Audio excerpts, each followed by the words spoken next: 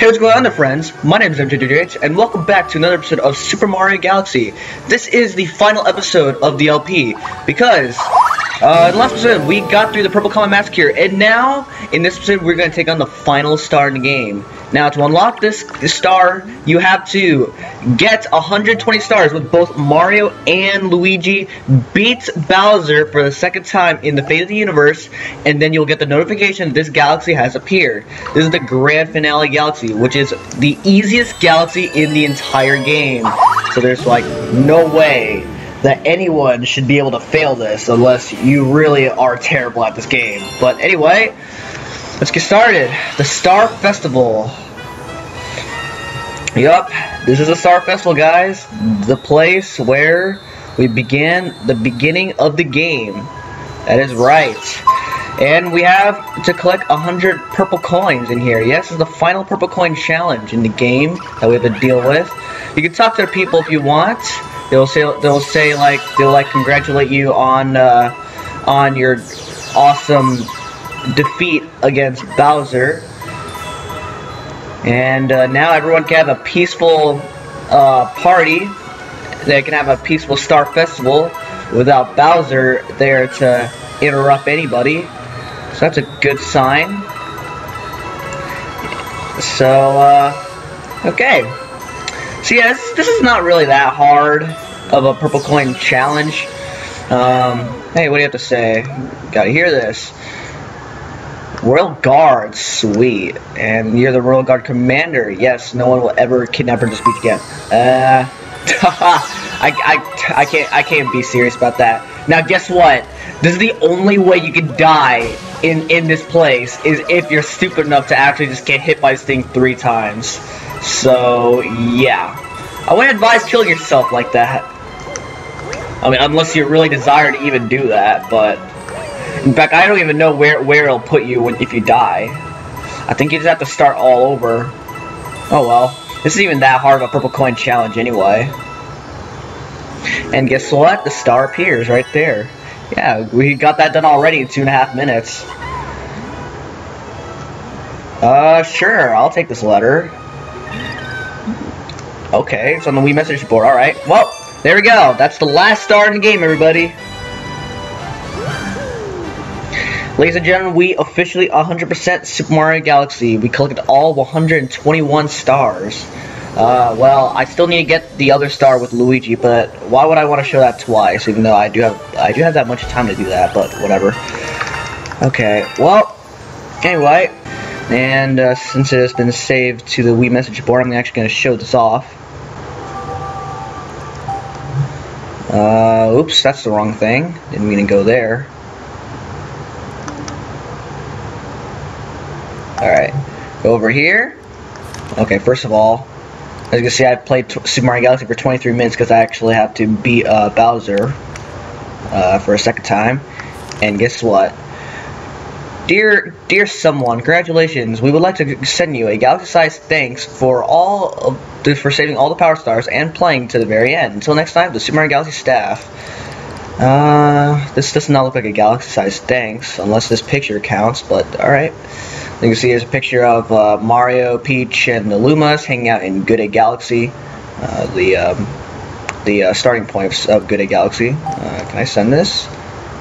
Okay, well, whatever. Alright. Well, if you want to send that, you can, so there you go. Alright. And there's one more thing I want to show off that I've never actually got to show off throughout the whole LP.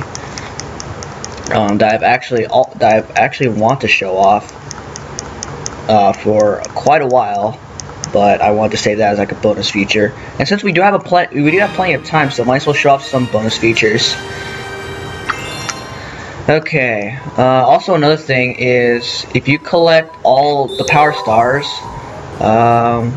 where is it? Oh, I guess I need to beat the star with Luigi. Okay. Hold on, let me beat the star with Luigi, and then I think it'll work. By the way, real quick, I just want to show you the picture of what it looks like when you get all 120 stars with Luigi. As you can see, it's Luigi, Rosalina, and the Toads hanging out at Peach's Castle during the Star Festival. So that's why I wanted to show you there. Here it is. Okay, so as you can see right here, there's a number right here. So when you like officially 100% your file, also notice how your save files actually have sparkles. That means you actually 100% the whole entire file. As you see, I have 100% file for Toad, 100% file for Yoshi, which by the way, this Yoshi file was actually my very first playthrough. And as you see right here, I've died 15 times throughout this save file, but overall in the whole LP, I've died less times than that because that was just me, because I got some of the deaths off screen for like messing around a little bit, so that's what happened right there. And I died 7 square times when I was playing this file as Mario, because I wanted to show this off as Luigi, and I kind of screwed up. So yeah. Anyway, let me go back to this file because I want to show off something that I've never got to show off. And that is over here in this. This is Rosalina's library. Yeah, ooh. Okay, let's see what we got. And this is Rosalina's storybook, the one I've always wanted to show off.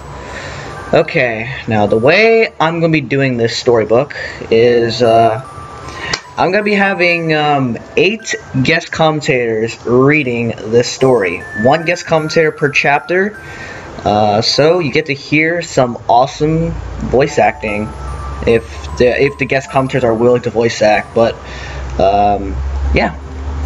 So, it's been a long journey, so it's time to sit back, relax, and enjoy a story of the Rosalina storybook. Chapter 1, The Social Duo. Our story begins a very, very long time ago with a young girl. One day, this girl spotted a rusted spaceship holding a small star child. "What's your name? Are you lost?" the girl asked the star child. "I'm Luma, and I'm waiting for Mama. She's waiting for me on a comet," said the star child, who had been waiting day and night. "Don't worry, I'll wait with you," the little girl promised Luma.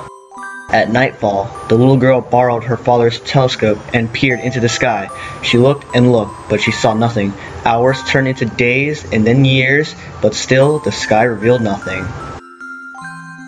Finally, the little girl sighed and said to Luma, "If we stay here looking much longer, I'll be an old lady soon." But then she had an idea. "Why don't we go out there and find your mother ourselves?"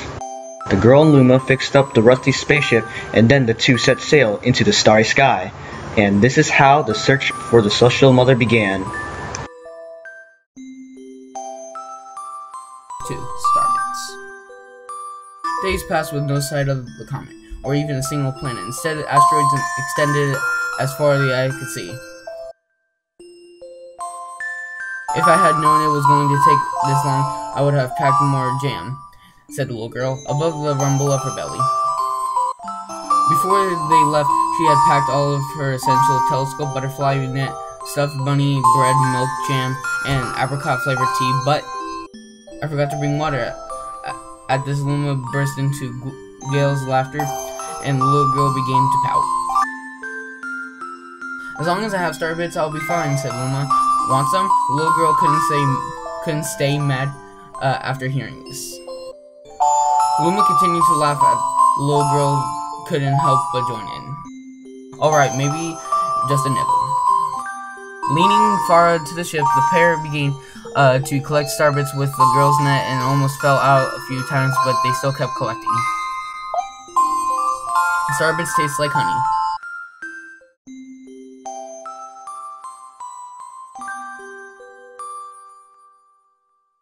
A beam of light pierced through the ship's window.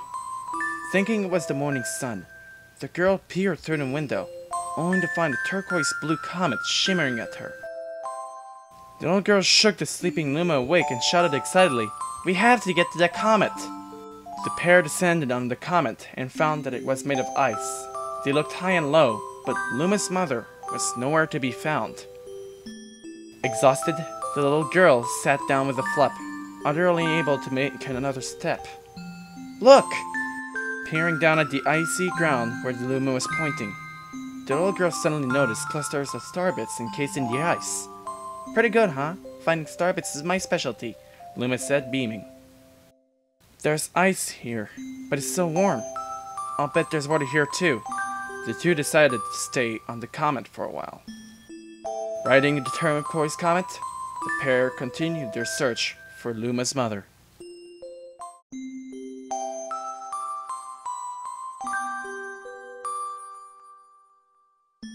One night, the girl dreamed about her own mother. "Where are you going?" she asked her mother's retreating back. Without turning, her mother replied, "Don't fret, dearest, I'm not going anywhere. I'm always watching over you like the sun in the day and the moon in the night." A wave of sadness washed over the girl. What about when it rains and I can't see the sun or the moon? Her mother thought for a moment before responding. "I will turn into a star in the clouds and wait for your tears to dry." When she awoke, the girl's face was damp with tears. "You have starbits in your eyes," said Luma to the girl. Wiping her face, the girl replied, "These are tears, not starbits. I'm crying because I'll never see my mother ever again." At this, Luma began to cry too. "Mama, oh mama, wah, wah." The pair traveled through the starry skies, and though they encountered many other comets, not one of them held Luma's mother. Luma was despondent. Now, Luma, the rain clouds won't go away if you keep crying," the girl said, giving Luma a squeeze. "I'll give you a present if you stop." The girl closed her eyes and said gently, "I'll take care of you." With these words, she felt a small spark in her heart. Chapter 5. Home. The kitchen will go here, and the library will go over there, the girl said busily to herself. "We'll put the gate here." Ever since the girl took Luma under her care, she'd been bustling about at a feverish pace. It's a lot of work, but it's worth it to make a happy home. It turned out that starbits weren't the only things buried in the ice. There were tools and furniture unlike any they had ever seen, and the girl used them to build a home. Looking at the computer house, Luma remarked, "Don't you think it's too awfully big for just the two of us? With a library, bedroom, kitchen, fountain, and gate?" It was certainly spacious, but still, something seemed to be missing.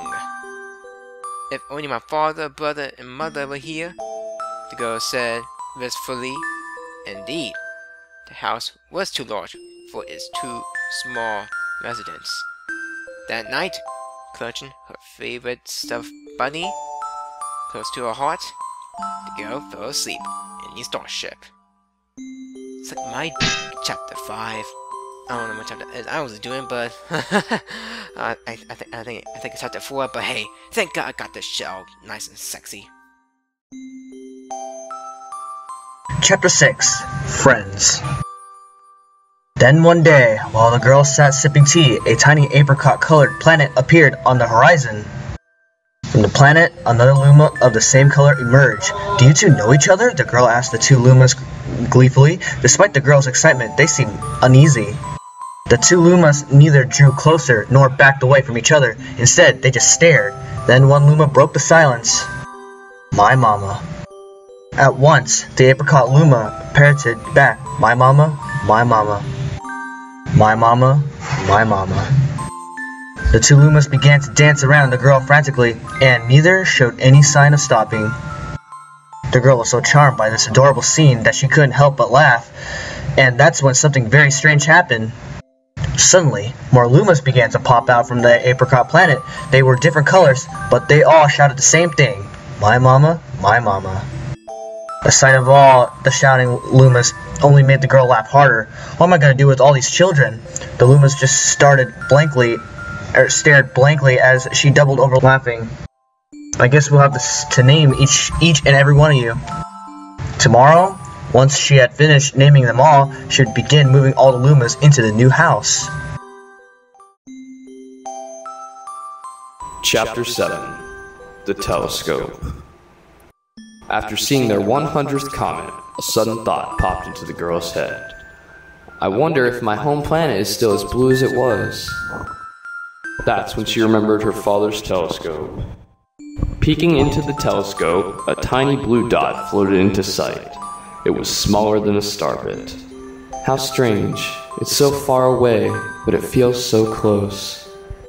She twisted the knob of the telescope, and the blue dot grew until she could make out a grassy hill dotted with flowers. It seemed very familiar to her. Zooming even closer, a terrace on the hill came into view. I used to go stargazing there when I lived on my home planet. She remembered rubbing the sleep out of her eyes as she followed her father up that hill to look at the stars. She remembered how she and her brother would sled down that hill. She remembered having picnics with her mother on that hill on bright and windy days. And I want to go home. I want to go home right now. The girl burst into tears, and the Lumas didn't know what to do. I want to go home. I want to go back to my house by the hill. I want to see my mother. The girl was shouting now, her face wet with tears. But I know she's not there. I knew all along she wasn't out there in the sky. Because she's sleeping under the tree on the hill. The girl's cries echoed through the stars, and a hush fell over the area. Chapter 8. The Wish. Though usually quite cheery, one day the girl became sad again. Luma drew close and tried to comfort her. "Mama, you still have me. And don't be sad about your mama, because she's a part of you. That means she's always close by. It's like me. I love Starbits because they remind me of my mama." No, the girl said, unable to stop the tears. A lonely look flickered across Luma's face, but it was soon replaced by a wide grin. "I have an idea. I will transform into a comet, a soaring comet that can carry you all on this journey." With that, Luma, trailing bands of white, soared high into the sky, and just as quickly started to plummet back down. Kaboom! Kablam!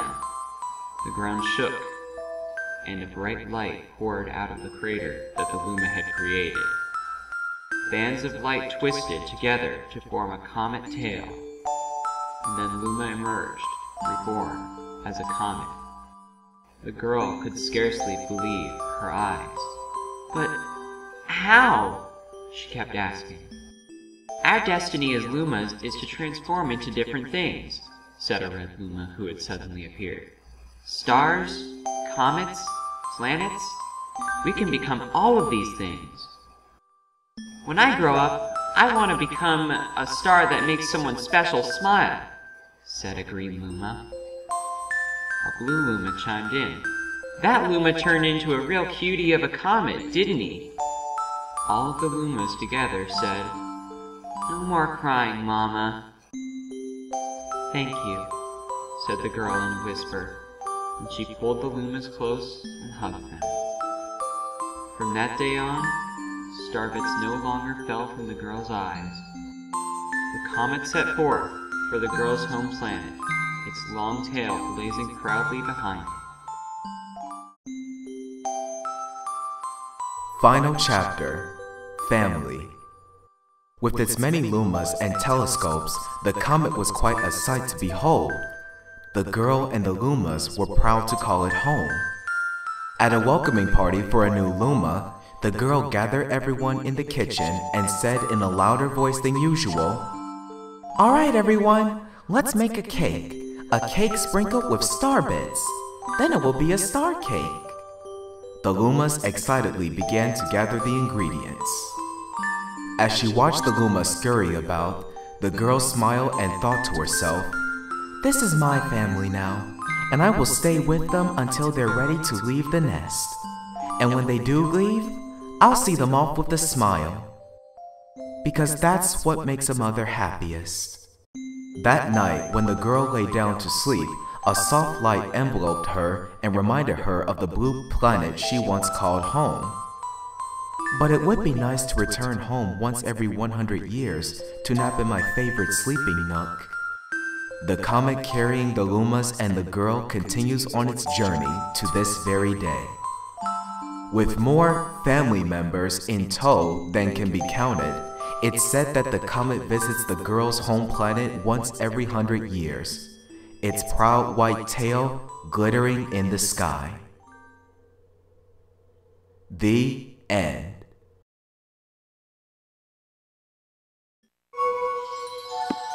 That's all.